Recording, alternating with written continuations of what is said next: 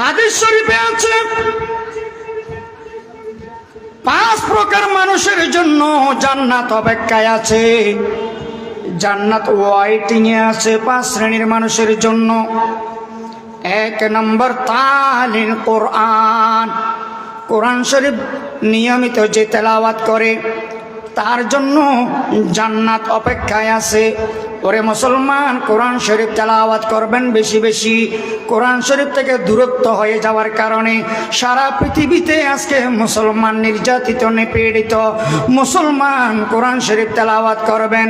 তরুণ যুবক ভাইয়েরা, আপনাদের ফেসবুক চালানোর টাইম আছে, ইউটিউব দেখার টাইম আছে, টিকটক করার টাইম আছে, ম্যাগাজিন পড়ার টাইম আছে, বিভিন্ন বিচিত্র বই পড়ার টাইম আছে, আপনাদের আড্ডা মারার মতো টাইম আছে, টেলিভিশন দেখার টাইম আছে, মোবাইল চালানোর মতো টাইম আছে। কিন্তু মুসলমানের কোরআন শরীফ তেলাওয়াত করার জন্য 5-10টা মিনিট হয় না। এই জন্য সারা পৃথিবীতে আজকে মুসলমান নির্যাতিত নিপীড়িত। আল্লাহর রাসূল বলেন 5 শ্রেণীর মানুষের জন্য জান্নাত অপেক্ষায় আছে। তার মধ্যে 1 নম্বরে হচ্ছে তালিল কোরআন, যে বেশি বেশি নিয়মিত আল্লাহর কোরআন তেলাওয়াত করে তার জন্য জান্নাত অপেক্ষায় আছে। বলেন না সুবহানাল্লাহ। জান্নাত অপেক্ষায় আছে। মানুষ তো জান্নাতের অপেক্ষায় থাকে, কিন্তু জান্নাত এদের অপেক্ষায় আছে। যে 5 শ্রেণীর মানুষের অপেক্ষায় আছে স্বয়ং জান্নাত। মারহাবা, আসো, তোমার অপেক্ষায় আছি আমি। 2 নম্বর ব্যক্তি জিহ্বাকে হেফাজতকারী, যে জিহ্বাকে হেফাজত করবে, গীবত করে না, শেকায়ত করে না, কারো সমালোচনা করে না, পরনিন্দা করে না চায়ের দোকানে, ফুটপাতে, রাস্তাঘাটে কারো বদনাম করে না, জিহ্বাকে হেফাজত রাখে, ওই ব্যক্তির জন্যও জান্নাত ওয়াইটিং এ আছে। জান্নাত কিয়ামতের দিন তাকে স্বাগত জানাবে। বলেন সুবহানাল্লাহ।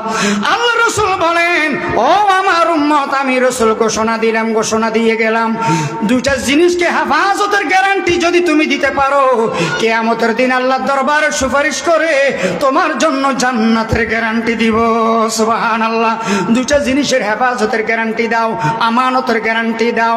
1 নম্বর হচ্ছে জবান, 2 নম্বর হচ্ছে লজ্জাস্থান। এই 2টা জিনিসকে যদি হেফাজতের, আমানতের গ্যারান্টি দিতে পারো, আমি রাসূল তোমার জন্য কিয়ামতের দিন আল্লাহর আদালতে সুপারিশ করে জান্নাতের গ্যারান্টি দিব। আল্লাহু আকবার বলেন। 3 নম্বর মানুষের জন্যও জান্নাত অপেক্ষায় আছে রে মুসলমান। ক্ষুধার্তকে অন্ন দানকারী, ক্ষুধার্তকে খাবার দানকারী, পিপাসার্তকে পানি পানকারী, তৃষ্ণার্ত ব্যক্তিকে পানি দানকারী, পানি পান যে করায়, ওই ব্যক্তির জন্যও জান্নাত অপেক্ষায় আছে। আপনার প্রতিবেশী ক্ষুধার্ত অবস্থায় আছে, আপনার আত্মীয় স্বজন অর্ধাহারে অনাহারে আছে, ওরে মুসলমান, আপনি তার খবর নেবেন। সে কি খাচ্ছে না খাচ্ছে, খাইছে কি খাই নেই, তার খবর নেবেন। আপনি যদি পেট ভরে খান, পেট ভরে আহার করেন, আপনার প্রতিবেশী যদি ক্ষুধার্ত অবস্থায় থাকে, আল্লাহ রাসূল বলেন সে আমার উম্মত নয়, সে জান্নাতে কশিনকালেও প্রবেশ করবে না। তাই ক্ষুধার্তকে যে আহার করাবে, যে পানাহার করাবে, তার জন্য জান্নাত অপেক্ষায় আছে। বলেন না সুবহানাল্লাহ। 4 নম্বর হচ্ছে উলঙ্গ ব্যক্তিকে বস্ত্র দানকারী, ফরজ সতর ঢাকার মতো কাপড় দানকারী, বস্ত্র দানকারী, এই ব্যক্তির জন্য জান্নাত অপেক্ষায় আছে। এই শীতের সময় কত গরিব মানুষ অসহায় আছে, কত দরিদ্র মানুষের কাঁথা নাই, কম্বল নাই, একটা মশারি নাই। আপনি কম্বলের ব্যবস্থা করে দেন, কাঁথার ব্যবস্থা করে দেন, মশারির ব্যবস্থা করে দেন, বস্ত্রের ব্যবস্থা করে দেন, কমপক্ষে ফরজ ঢাকার মতো তাকে কাপড়ের ব্যবস্থা করে দেন, যে কাপড় পরিধান করে সে নামাজ পড়তে পারে। এই বস্ত্রদানকারীর জন্যও জান্নাত অপেক্ষায় আছে। কিয়ামতের দিন বলবো, মারহাবা, স্বাগতম, তুমি আমার মধ্যে প্রবেশ করো। বলেন না সুবহানাল্লাহ। 5 নম্বর দুরূদ প্রেরণকারী, ওয়ামান সাল্লাল্লা হাবিবির রহমান। রসুল শানে দুরূদ শরীফ প্রেরণকারীর জন্যও জান্নাত ওয়াইটিং এ আছে, জান্নাত অপেক্ষায় আছে।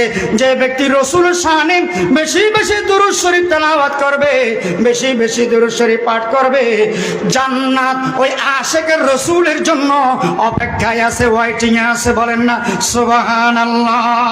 দুরূদ শরীফ পাঠ করবেন তো ইনশাআল্লাহ, বেশি বেশি দুরূদ শরীফ পাঠ করবেন।